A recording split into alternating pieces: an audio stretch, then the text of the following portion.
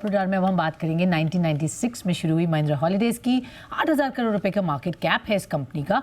Mahindra group के leisure and hospitality sector का हिस्सा है। मुख्य तौर पर वेकेशन ओनरशिप मेंबरशिप्स के जरिए क्वालिटी फैमिली हॉलीडेज ऑफर करती है। और कंपनी के टॉप मैनेजमेंट से ऑफकोर्स हम Q2 के प्रदर्शन, मौजूदा डिमांड ट्रेंड, आगे के आउटलुक, इन सब पर बातचीत करेंगे। चलिए मैं स्वागत करती हूँ कंपनी के MD and CEO Kavinder Singh हमारे साथ शो में जुड़े। सर बहुत बहुत स्वागत है आपका।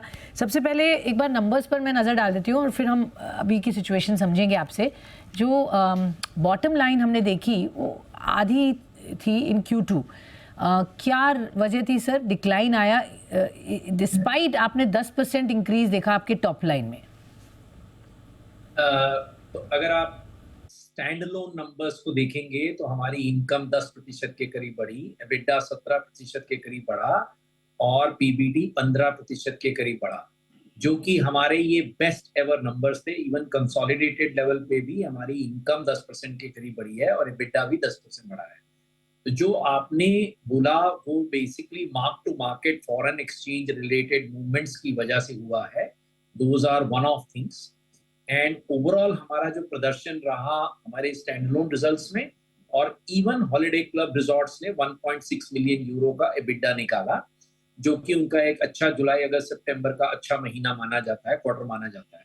तो ये हमारे बेस्ट एवर रिजल्ट्स थे। मगर क्योंकि वो फॉरेक्स रिलेटेड मूवमेंट्स थी, हमारे पास ओवरसीज एक लोन है जो हमने लिया था हॉलिडे क्लब रिजॉर्ट्स को खरीदने के लिए, और जो जो यूरो टू रूपी इशू था उसकी वजह से ये मार्क टू मार्केट मूवमेंट्स रही। अदरवाइज ऑपरेटिंग लेवल पे परफॉर्मेंस बहुत ही बेहतरीन रही, जैसा मैंने आपको बताया। स्ट्रांग रहा क्वार्टर, आगे भी आप कह रहे हैं पोटेंशियल है, बढ़िया रहा, बेस्ट एवर आप बता रहे हैं कि आपकी स्टैंड अलोन लेवल पर प्रदर्शन रहा। ऑपरेशनली अच्छा है बट वो मार्क टू मार्केट का और फॉरेक्स एडजस्टमेंट्स की वजह से यहाँ पर जो हमें नंबर्स में दिख रहा है। मार्जिन सर आपके 15 से 23% ये रेंज रहता है फॉर पास्ट फ्यू क्वार्टर्स जो हम देख रहे थे, एनालाइज कर रहे थे। तो मार्जिन्स में किस तरीके की रेंज हम एक्सपेक्ट करेंगे, closer to what number sir? और क्या वो बढ़ सकते हैं अब H2 FY24 जिस तरह से डिमांड है, जिस तरह से आपके हम देख रहे हैं लोग हॉलीडेज ऑब्वियसली कॉन्स्टेंटली प्रेफर कर रहे हैं, थोड़ा सा रूम मिल रहा है रेट्स बढ़ाने का कंपनीज को, होटल्स को, तो आप भी वो एक्सपीरियंस कर रहे हैं क्या? उसकी वजह से मार्जिन क्या लग रहे रहेंगे आगे? तो अगर आप हमारे बिजनेस को देखेंगे तो हमारे मार्जिन्स दो चीज़ों पे डिपेंड करते हैं। एक तो हमारी रिजॉर्ट परफॉर्मेंस पे, जैसा आपने बोला कि वहाँ पर थोड़ी अपॉर्चुनिटी है, फूड प्राइसेस भी ऊपर हैं, और जो हमारा तो मेंबरशिप का बिजनेस है तो हमारे पास रूम बेचने का ज़्यादा ऑप्शन नहीं है।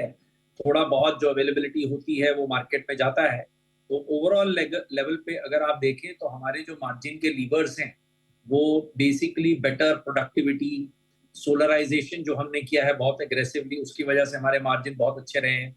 तो अगर आप हमारे मार्जिन्स देखेंगे पीबीटी लेवल पे तो हम लोग इंडस्ट्री बेस्ट लेवल पे चलते हैं अभी भी। और अगर आप हमारा एबिटा मार्जिन स्टैंड अलोन पे देखेंगे तो 29-30% के करीब चल रहा है, जो कि काफी अच्छा मार्जिन कहा जाएगा।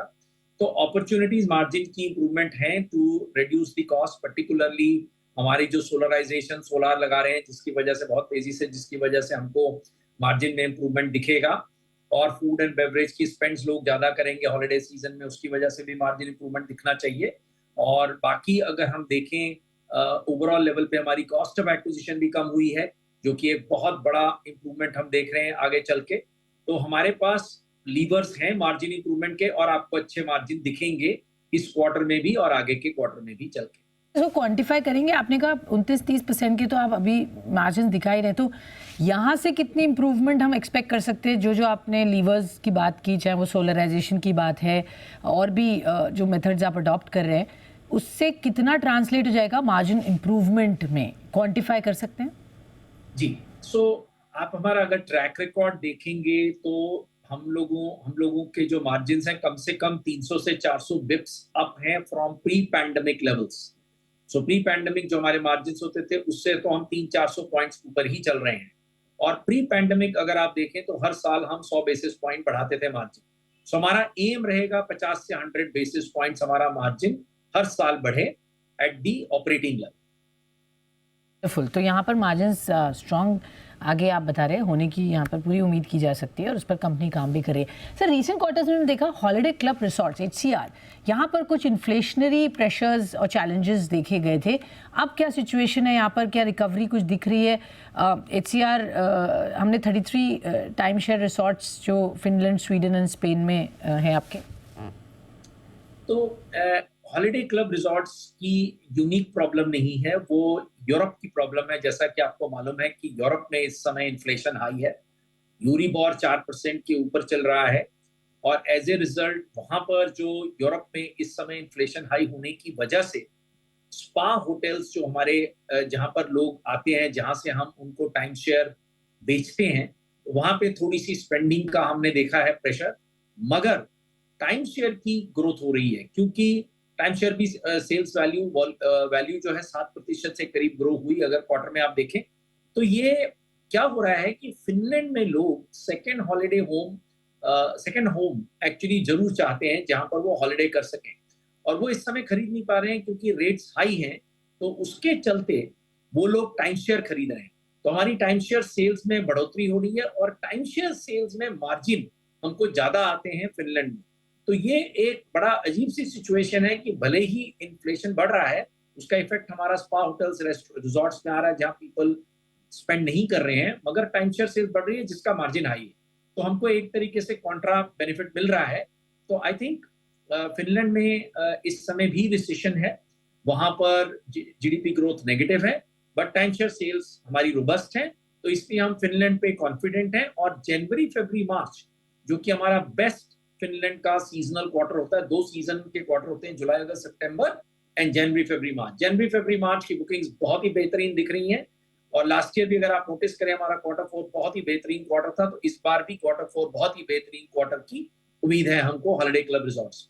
हॉलिडे क्लब रिजॉर्ट्स में बढ़िया क्वार्टर की उम्मीद है जैसा आप बता रहे हो। कॉन्फिडेंस क्यों आ रहा है ये भी आपने समझाया क्विकली सर, क्योंकि कंपनी कॉन्स्टेंटली एंटर करती है various PPP public private partnership projects different government, state governments के साथ। हमें थोड़ा समझाएंगे सर किस तरीके की कॉन्वर्जेशंस चल रही हैं, किन गवर्नमेंट्स के साथ आप बातचीत कर रहे हैं, कहाँ कहाँ आपके और प्रोजेक्ट्स अब आएंगे, अपॉर्चुनिटीज़ कहाँ दिख रही हैं, कब तक वो ऑन स्ट्रीम हो जाएंगे?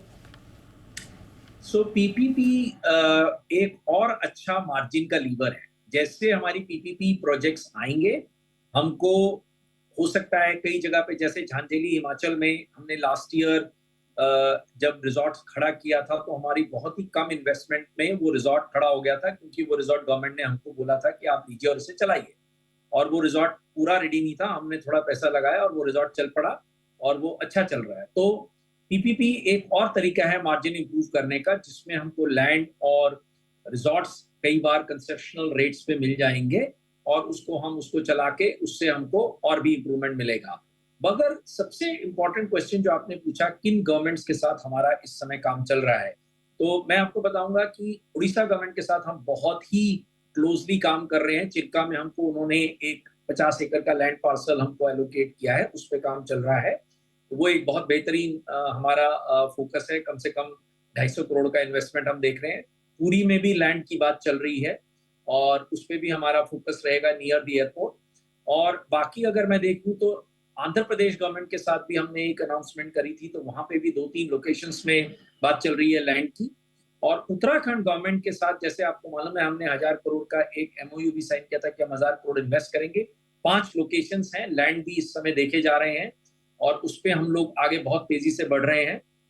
और अगर मैं महाराष्ट्र की बात करूं तो हरिहरेश्वर का प्रोजेक्ट हमको लास्ट ईयर मिल गया था, मगर वहां पर अभी थोड़ा सा प्रोसीजरल इश्यूज हैं, वो हम देख रहे हैं। तो हमको वहां पर भी एक अपॉर्चुनिटी है हरिहरेश्वर में एक PPP प्रोजेक्ट खड़ा करने की। इसके सिवा हमारी तमिलनाडु गवर्नमेंट से भी बात हो रही है और बाकी और 2-4 गवर्नमेंट्स के साथ हमने बात अभी शुरू की है।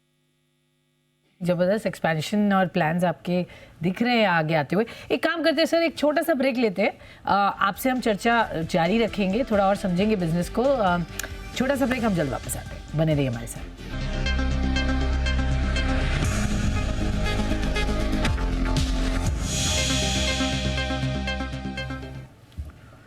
Welcome back. आप देख रहे हैं कॉर्पोरेट रडार और हम बात कर रहे हैं महिंद्रा हॉलीडेज के MD and CEO Kavinder Singh हमारे साथ शो में जुड़े हुए, जो काफ़ी ऑप्टिमिस्टिक है आगे ग्रोथ को लेकर, कंपनी की परफॉर्मेंस को लेकर। सर वेरी क्विकली, एक तो आपसे मैं जानना चाहूँगी, जो आपने एक्सपेंशन और प्लान्स बताए, मैं टोटल कैपेक्स अगर देखते हैं आपके तो 835 करोड़ है for 5 projects lined up. Is that the correct number sir पहले तो? और क्या आगे आप किस तरीके का लाइन अप कर रहे हैं कैपेक्स एक्सपेंशन को लेकर, चाहे वो इंडिया हो या इंटरनेशनल हो? आप ऑफ कोर्स एसेट लाइट ही हमेशा कंपनी को रखना चाहते हैं, बट जो मिक्स है उसमें कितना मनी स्पेंड कर रहे हैं? और फिर मैं मेंबर एडिशंस की भी आपसे जानना चाहूँगी, इस वक्त क्या सिचुएशन है? तो आपने जो कैपेक्स का नंबर बोला वो बिल्कुल ठीक नंबर है, मगर मैं आपको ये बताना चाहूँगा कि क्योंकि हमारा एम है 5,000 से 10,000 कमरे बनाना अगले 6 से 7 साल में, उसके चलते आपको ये नंबर बहुत तेज़ी से बढ़ता हुआ दिखेगा। एज़ वी स्पीक हमारे प्लान्स बन रहे हैं और नए-नए रिज़ॉर्ट्स चालू करने के नई लोकेशंस पे, तो आपको ये नंबर बहुत तेज़ी से बढ़ता हुआ दिखेगा, क्योंकि हमने 5,000 से जो 10,000 कमरे का जो प्लान बनाया है, उसमें ज़्यादातर कमरे हमारे नए रिज़ॉर्ट्स हम खुद बनाएँगे। एक्विजिशन भी चल रहे हैं, हमारे डिस्कशंस चल रहे हैं, सो एक्वायर करेंगे, खुद बनाएँगे, अपने एग्जिस्टिंग रिज़ॉर्ट्स को एक्सपैंड करेंगे।